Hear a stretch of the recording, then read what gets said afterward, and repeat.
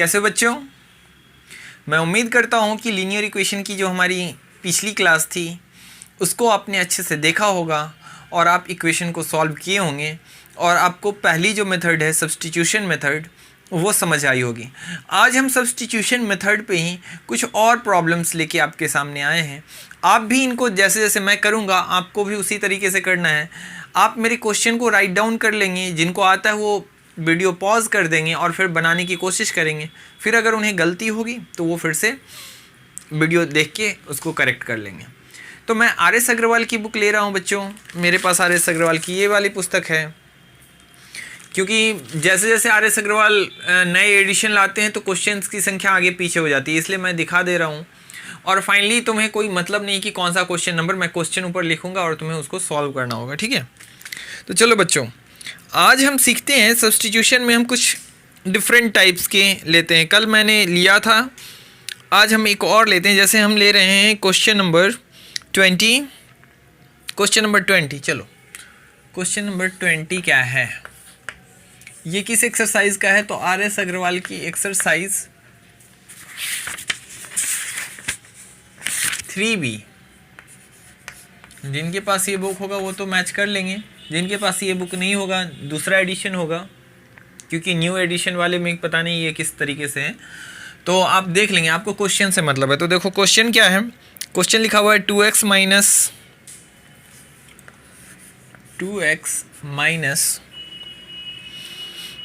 3/y is equal to 9। और दूसरे equation है बाबू हमारे पास। क्यों दो इक्वेशन?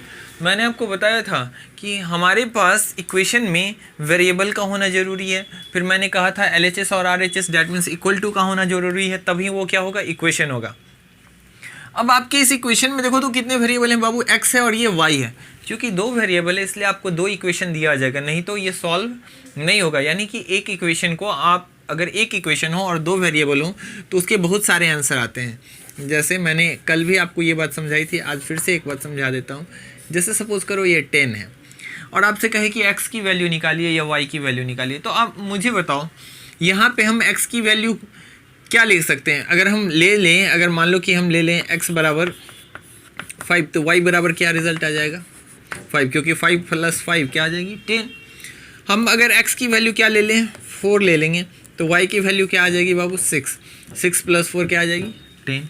हम x की वैल्यू क्या ले लेंगे, 1 ले लेंगे, तो y की वैल्यू क्या आ जाएगी, 9। हम x की वैल्यू क्या ले लेंगे, 0, तो y की वैल्यू क्या आ जाएगी, 10। इस तरीके से बहुत सारी इनफाइनाइट आंसर आएंगे। हम माइनस में भी जा सकते हैं। लो x की वैल्यू ले लेंगे -1, तो y की वैल्यू हमें क्या लेनी पड़ेगी, 11। तब ना 11 में -1 जोड़ेंगे तो 10 आ जाएगा। तो जब एक इक्वेशन हो और दो वेरिएबल हो तो हमारे पास इनफाइनाइट आंसर आ सकते हैं। इसीलिए जितना आपके पास वेरिएबल होगा उतने ही आपको इक्वेशन चाहिए सॉल्व करने के लिए। चूंकि दो वेरिएबल है हमारे इस इक्वेशन में, इसलिए आपको क्या दिया जाएगा, दो इक्वेशन दिए जाएंगे ताकि आप क्या कर पाएँ, सॉल्व कर पाएँ। तो हमारा पहला इक्वेशन ये हुआ। दूसरा इक्वेशन हमें दिया हुआ है वो क्या है, 3x + 7/y बराबर, कहीं कहीं नहीं उग रहा है बाबू तो आप देख लेना, मेरी आवाज़ को फॉलो करो। 7/y is equal to 2। मैं इसको इरेज कर रहा हूँ। तो जितने वेरिएबल उतने चाहिए होंगे इक्वेशन, तभी जाके हम वेरिएबल की वैल्यू निकाल पाएंगे। अब आप इसको क्या करेंगे बाबू, इक्वेशन 1 मान लेंगे, ये क्या हो जाएगी, इक्वेशन 2। आप यहाँ लिखेंगे फ्रॉम इक्वेशन 1। कैसे स्टार्ट करते हैं बाबू, तो यहाँ से लिखते हैं फ्रॉम। इक्वेशन को आप पूरा ना लिख के EQ ऊपर N डालते हैं तो ये एब्रिविएशन हो जाता है इक्वेशन का, समझ गए बाबू। तो फ्रॉम इक्वेशन 1। अब मुझे बताओ बच्चों 1 क्या है, तो लिख लो 2x - 3/y is equal to 9। अब बच्चों यहाँ इसको सॉल्व कैसे करेंगे? बहुत सारे बच्चे सोच रहे होंगे कि सर ये y आया है तो क्या कीजिए, एलसीएम ले लेते हैं। तो मुझे बताओ एलसीएम अगर लेंगे तो ये बहुत ही कॉम्प्लेक्स होने वाला है। वैसे तुम एक बार देख लो, मैं दूसरी तरीका बताऊंगा, लेकिन एलसीएम लेने पे क्या होता है इस क्वेश्चन में वो देख लो। जब हम एलसीएम लेंगे तो यहाँ नीचे क्या आ जाएगी बाबू, y आ जाएगी। 2x के नीचे कुछ नहीं, 1 है, 1 से y टाइम्स में जाएगी तो 2x, यहाँ रिजल्ट क्या आ जाएगा 2x y माइनस y से y, तो यहाँ केवल 3 इज इक्वल टू 9। यहाँ पे अब क्या होगा बाबू, तो क्रॉस मल्टीप्लिकेशन, 9 के नीचे कुछ नहीं, 1 से ऊपर और इधर y से इधर, तो क्या आ जाएगा 2x y minus of 3 is equal to क्या आ जाएगी बाबू 9y।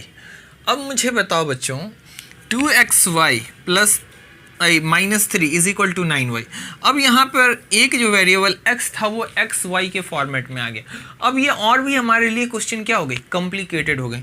तो हम क्या करेंगे, ऐसा नहीं करेंगे, जब भी हमारे पास वेरिएबल डिनोमिनेटर में आ जाए तो हम एलसीएम वाला काम कतई नहीं करेंगे। तो करेंगे क्या, तो एक काम करेंगे, हम यहाँ पे कर लेंगे लेट।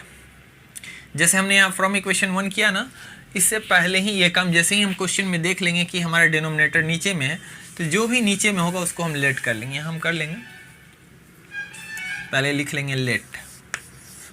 लेट कौन है नीचे में, केवल y है ना बाबू, तो इसको हम लिख लेंगे late 1/y is equal to, मान लो तुम जो भी रखना चाहो x छोड़ के, क्योंकि x ऑलरेडी है।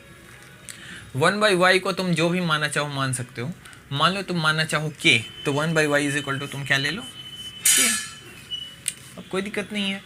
अब क्या होगा 1/y को जब हम k लेंगे तो देखो ऐसा कुछ, पहला इक्वेशन अब यहाँ लिखेंगे, नाउ फ्रॉम इक्वेशन 1, तो इक्वेशन 1 क्या हो जाएगा 2x। देखो बच्चों ये 2x तो हुआ, क्या इस 3/y को क्या 3 इंटू 1/y नहीं लिख सकते? बताओ अगर तुम्हें कोई परेशानी है तो मुझे देखो।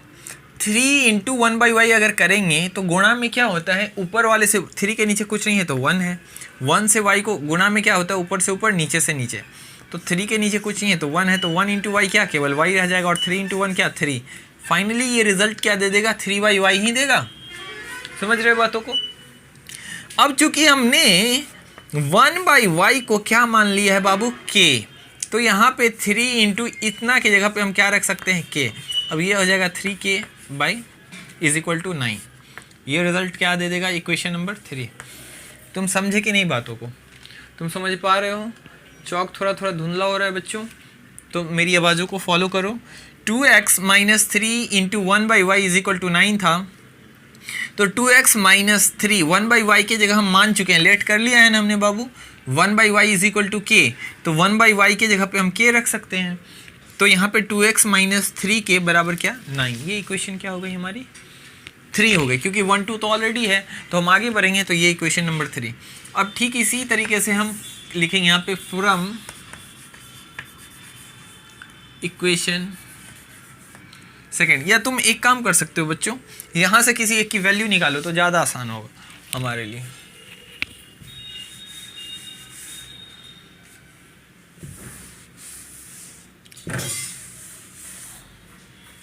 इसको मैं छोटा छोटा लिखता हूँ 1। चल क्यों नहीं रहा है ये चौक भाई। अब यहाँ देखो, इसको सॉल्व करो बाबू, तो क्या रिजल्ट आने वाला है। तो मान लो 2x यहाँ रहने देते हैं, तो माइनस 3 के है उधर जाएगा तो क्या हो जाएगा 9 प्लस क्या बाबू 3k। कोई दिक्कत। अब मुझे केवल x निकालना है ना, तो x बराबर बताओ यहाँ से क्या हो जाएगा। तो यहाँ ऑलरेडी है 9 प्लस 3 के, 2 इधर मल्टीप्लाई में थे तो इधर क्या आ जाएगा बाबू डिनोमिनेटर में। अब इसको इक्वेशन नंबर तुम क्या मानो 3, ठीक है। अब यहां से लिखो फ्रॉम इक्वेशन 2। देखो हम यहाँ पे अगर ये इक्वेशन नॉर्मल फॉर्म में होता तो हम सीधे लिख देते putting the value of x in equation 2, लेकिन क्योंकि अब ये नॉर्मल फॉर्म में नहीं, पहले इसको हम नॉर्मल फॉर्म में लाएंगे और तब ये वैल्यू पुट करेंगे।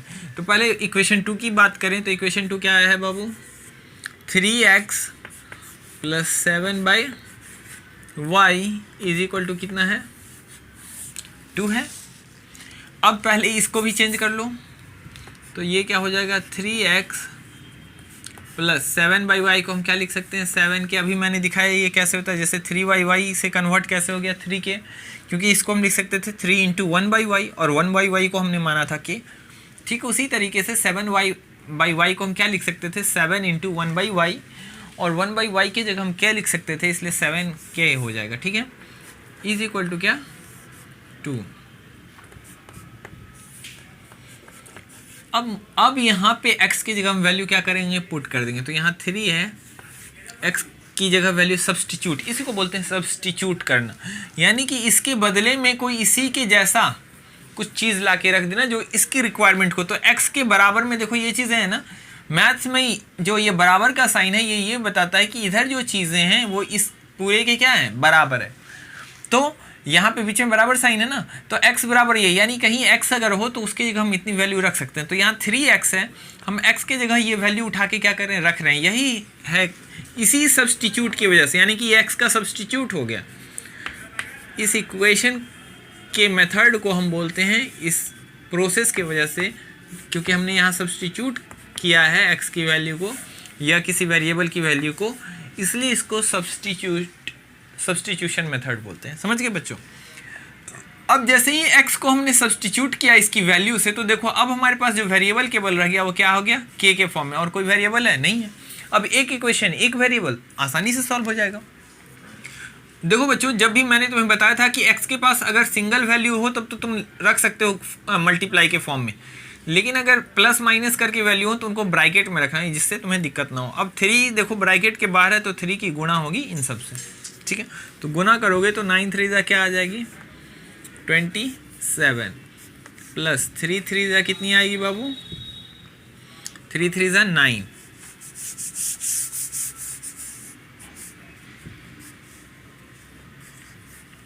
9 और k है तो k लगा दो, बाई क्या 2, प्लस क्या 7k बराबर 2।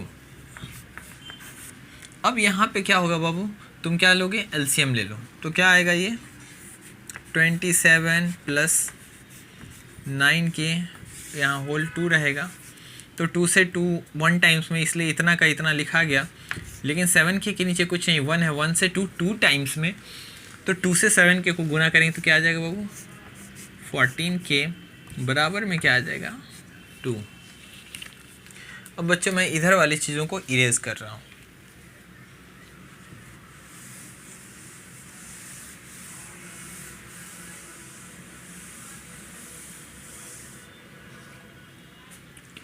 अब देखो बच्चों, यहाँ जो 2 डिवाइड में है, अब उसको हम क्रॉस मल्टीप्लिकेशन में उधर भेज सकते हैं। जैसे कुछ बच्चों को लग रहा होगा सर यहाँ पे जो 2 था क्या इसको क्रॉस मल्टीप्लिकेशन में इधर भेज सकते थे, तो बच्चों हम ऐसा नहीं कर सकते थे क्योंकि यहाँ प्लस साइन था। जब तक हम यहाँ पे प्लस और माइनस वाला जो साइन है, इसकी वजह से हम जब तक यहाँ पे इस 2 का जो यहाँ वर्क बाकी है वो कंप्लीट नहीं करते, यानी एलसीएम है तो एलसीएम लेंगे, जब तक यहाँ सिंगल डिनोमिनेटर ना बचे। देखो अब केवल एक ही सिंगल ऐसा बट्टे का साइन है, बाई 2 है। अब जब ऐसा रिजल्ट हो तब नीचे वाला सीधे उधर जा सकता है, लेकिन यहाँ पे देखो बट्टे के साइन के साथ साथ अलग से प्लस में 7k था, तो हम ये 2 डायरेक्ट उधर नहीं भेज सकते थे, ठीक है। अब हम 2 उधर भेज सकते हैं, इधर जो जुट रहा है उसको जोड़ दो, 27 प्लस देखो ये k है 9k और ये है 14k, तो सेम टर्म है k के, तो अगर वेरिएबल सेम हो तो उन चीज़ों को हम जोड़ सकते हैं। तो 9 में 14 जोड़ेंगे तो कितना आ जाएगा 23, और जो k लगा हुआ है बाबू वो लगा दो, k इज इक्वल टू उधर 2 जाएगा और ऑलरेडी उधर 2 है, 2 2 से क्या हो जाएगा बाबू 4। चलो अब आगे इसको सॉल्व करो, मुझे बताओ। अब यहाँ से 27 को हम क्या करेंगे, उधर भेज देंगे, तो क्या आ जाएगा 23 k is equal to 4 minus of 27। अब यहाँ से k इज इक्वल टू बताओ 4 जाएगा 27 में से, तो छोटे में से जब बड़ा घटाते हैं तो माइनस साइन दिखाते हैं ना, तो क्या आ जाएगा बाबू माइनस ऑफ 23, और चूंकि इधर भी 23 गुणा में है तो ये डिवाइड में आ जाएगी 23। अब बताओ बच्चों, ये 23 से 23 1 टाइम्स माइनस साइन है, तो k की वैल्यू क्या आ गई -1। k की वैल्यू अगर हम रख देंगे इक्वेशन नंबर 3 में तो हमें किसकी वैल्यू आ जाएगी, x की वैल्यू आ जाएगी। तो यहाँ लिखेंगे पुटिंग, दिख रहा है बच्चों, पुटिंग द वैल्यू ऑफ के इन इक्वेशन 3, तो 3 में डाल दो। तो x बराबर कितनी आ जाएगी बाबू, 9 प्लस ऑफ, प्लस का साइन है ये, 3 इंटू के जगह क्या है बाबू, -1 बाई क्या है 2 है। अब देखो 9 यहाँ पे +3 को गुणा होगा -1 से, तो क्या आ जाएगी -3, तो 9 - 3 बाई 2, 9 में से 3 जाएगी तो बच्चों क्या आएगा 6 बाई क्या आ जाएगी रिजल्ट 2 में अगर 2 को अगर ये 6 को 2 से डिवाइड करोगे तो रिजल्ट क्या आ जाएगी 3, यानी कि x की वैल्यू आ गई हमारी 3। अब मैं इधर वाली चीज़ को क्या कर रहा हूँ बाबू, इरेज कर रहा हूँ।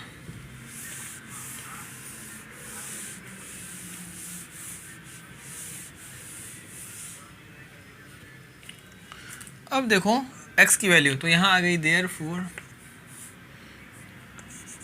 x बराबर 3, बट y बराबर हम जानते हैं क्या होता है बाबू, हमने क्या माना था, ये लो ऐसा कर दो, एंड k बराबर 1 बाई क्या था, हमने माना था k is equal to 1 by y। यहाँ से y अगर निकालना हो तो हम कैसे निकालें, क्योंकि हमें k तो हमने माना था ना, k हमें निकालना नहीं था, हमें निकालना क्या था बाबू, y निकालना था। तो हमने मान लिया था कि 1 by y is equal to k, तो अब मुझे y चाहिए, तो क्रॉस मल्टीप्लिकेशन करो तो ये क्या आ जाएगा, y k is equal to 1, तो y इज इक्वल टू क्या आ जाएगा 1 बाई k। अब y k की वैल्यू तुम्हें पता है -1, फाइनली ये वैल्यू क्या आ जाएगी -1। तो मुझे बताओ, अब देखो इतना जो हमने मैथमेटिकल प्रोसेस किया, इतना हम नहीं करके सिंपल सा इतना समझते हैं कि अगर 1 by y is equal to k है, तो अगर केवल y यानी y को पलट देंगे तो 1 नीचे और y क्या ऊपर, तो उस कंडीशन में k पलट जाए तो k के नीचे कुछ नहीं, तो 1 ऊपर k नीचे, तो y इज इक्वल टू क्या हो जाता है 1 बाई के। नहीं तो ये प्रोसेस याद रखो, तो k की जगह पे हमने k की वैल्यू -1 रख दी, फाइनली हमारे पास y की वैल्यू आ गई -1।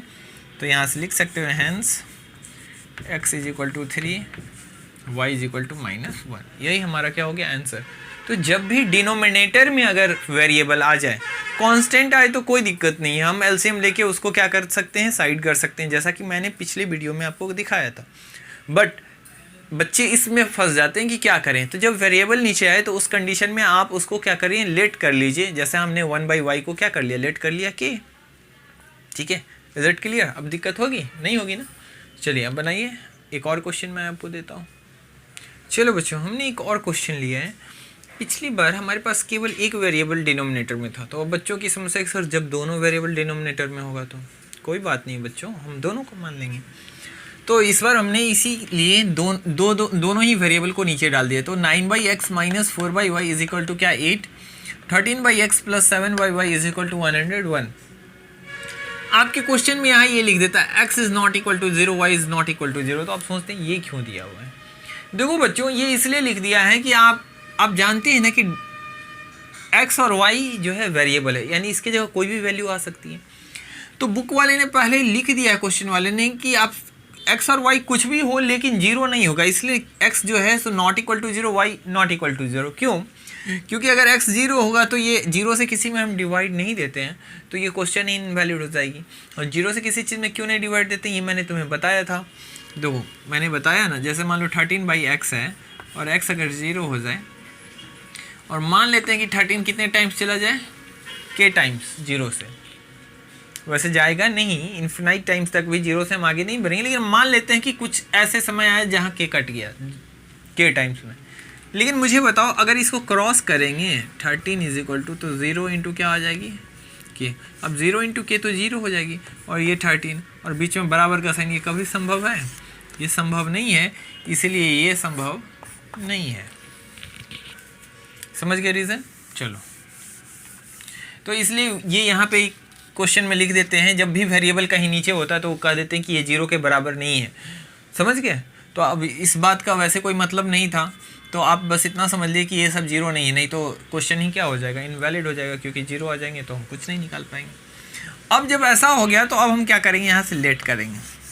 Late 1 by x is equal to u and 1 by y is equal to v. अब कुछ बच्चे सोच रहे होंगे सर क्या u और v के अलावा कुछ नहीं ले सकते? अरे कुछ भी a b भी ले सकते हैं, कुछ भी ले लो ना, पी क्यू ले लो, लेकिन u भी बहुत कॉमन है, बुक में भी बहुत ही यूज़ किया है u भी, तो चलो u भी ही ले लेते हैं। लेकिन ये तुम फ्री हो, तुम कुछ भी ले सकते हो, ठीक है, कोई ज़रूरी नहीं कि u भी लो। चलो अब मुझे बताओ, तब अब यहाँ लिखेंगे फ्रॉम इक्वेशन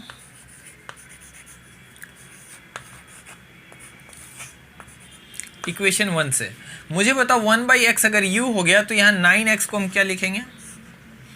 ये तुम्हारा क्या है 9/x, अच्छा पहले लिखें दो, 9/x minus 4/y is equal to 8 है।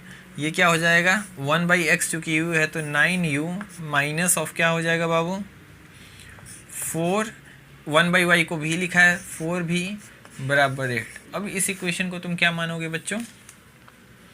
इक्वेशन नंबर हमारा क्या हो जाएगा ये 3, ठीक है। अगर तुम चाहो तो यहाँ से जो वैल्यू निकाल सकते हो वो निकाल लो, या नहीं पहले कन्वर्ट ही कर लो, ज़्यादा तुम्हारे लिए आसान होगा।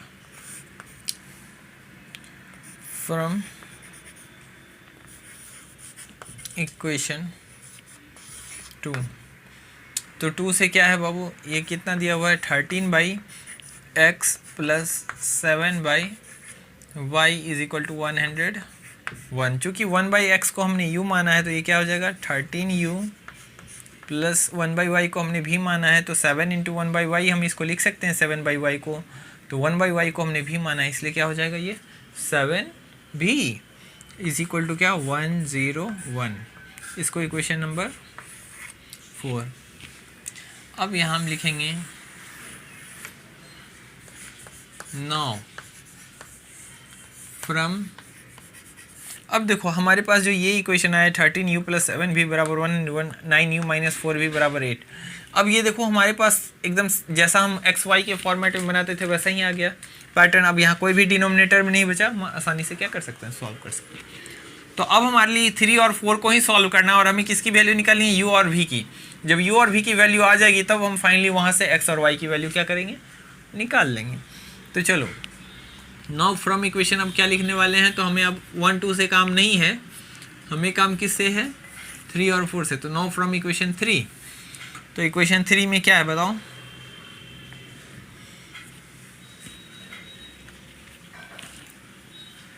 नाइन यू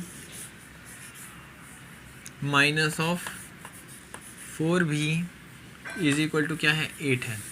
अब यहाँ से मुझे बताओ 9u बराबर क्या हो जाएगी बच्चों, 9u इज इक्वल टू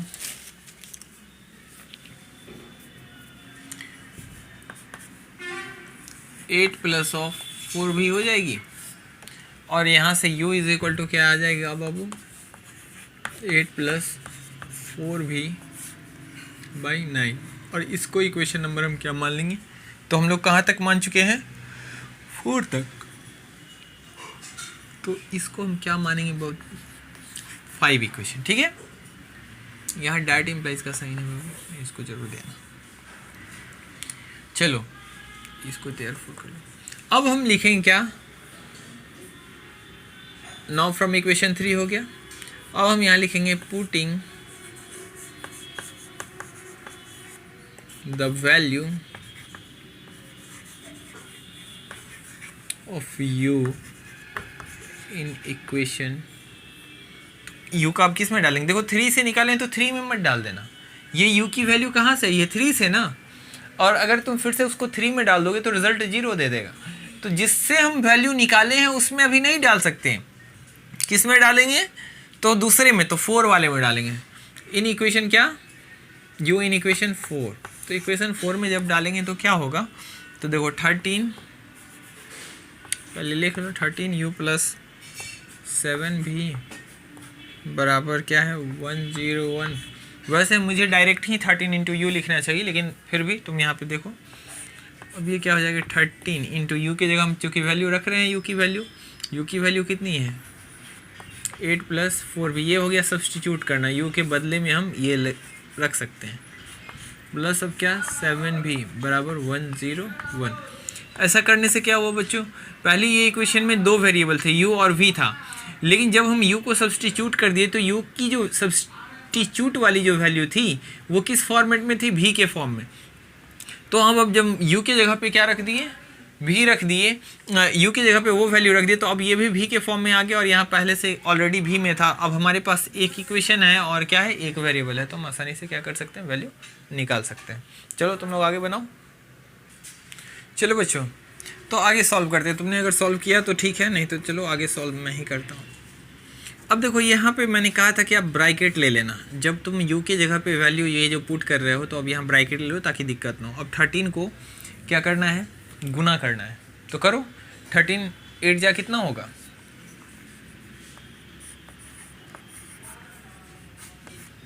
13 8 जा 104 और 13 4 जा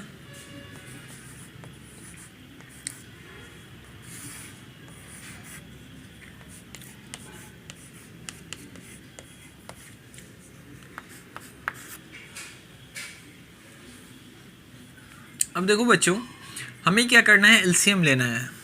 यहाँ हम डायरेक्ट 9 को उधर नहीं भेज सकते, हमें पहले क्या करना होगा, एलसीएम लेना होगा।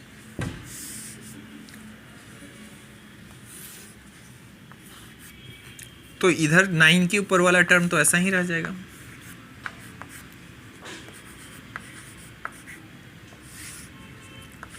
अब 9 7 जा कितना होगा बताओ, 63 v बराबर क्या, 101। अब क्रॉस तुम भेज सकते हो, इधर क्या ऊपर में बच जाएगा बाबू, 104 प्लस, देखो ये भी है, ये भी आपस में जुड़ जाएगा, तो 3 2 5 6 5 11, इतना क्या भी। 9 से इधर गुना करोगे 101 को, तो 9 1 जा 9 9 0 जा और 9, इतना ही आएगा रिजल्ट। तो अब चलो इसको मैं इरेज कर रहा हूँ, इनको नहीं करूँगा, मैं ऊपर वाले को इसको इरेज कर देता हूँ। ठीक है बच्चों, तुम उतार लिए ना।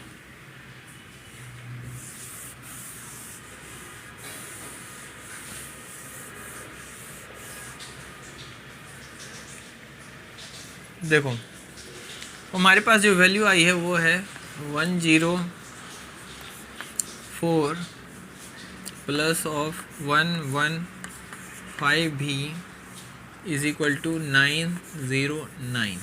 अब चलो यहाँ से 104 को उधर भेजो, तो यहाँ बच जाएगा 115 भी इज इक्वल टू 909 माइनस 104। यहाँ से भी बराबर, तो पहले 9 में से 4 जाएगा तो बच्चों 5, 0 में से तो 0, 8 में से 1 ये क्या है, 9 में से 1 जाएगा तो क्या 8, बाई यहाँ पे ये 115 प्रोडक्ट में थी तो यहाँ डिवाइड में आ जाएगी। चलो यहाँ तो कोई दिक्कत है। अब बच्चों देखो ये कट रहा है तो काट दो, तो मान लो कि 5 से हम काट देते हैं, तो 5 2 जा 10, 5 3 जा 15, 5 से काटो तो 5 1 जा 5, 5 6 जा 30, 5 1 जा। अब देखो 7 टाइम्स में क्या कट रहा है 23 से, कट रहा है 23 7 जा कितना 161, तो ये 7 टाइम्स कट के फाइनली हमारे पास v बराबर रिजल्ट कितनी आ गई बाबू, 7 आ गई। ठीक है, चलो अब हम यहाँ क्या कर देंगे, putting the value of v in equation. अब तुम किस में डालोगे, मैं यहाँ भी डाल सकते हो, इसमें भी डाल सकते हो, लेकिन यहाँ बिल्कुल एकदम एग्जैक्ट v हम डालेंगे और हमारा रिजल्ट आ जाएगा, इसलिए हम पुटिंग किस में करेंगे, putting the value of v in equation 5। तो यहाँ हम लिखेंगे